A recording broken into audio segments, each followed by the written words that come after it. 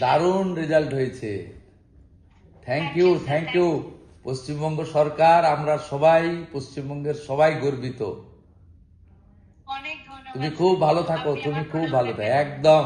তোমাকে আমি কয়েকদিনের মধ্যে সচিবালয়ে ডাকবো, অফিসাররা তোমাকে নিয়ে আসবে, আমি তোমাকে সাক্ষাতে সম্বর্ধিত করব। খুব ভালো থাকবে, একদম খুব ভালো থাকবে। পিতৃদেব আপনি? আচ্ছা, আপনাদেরকেও ধন্যবাদ।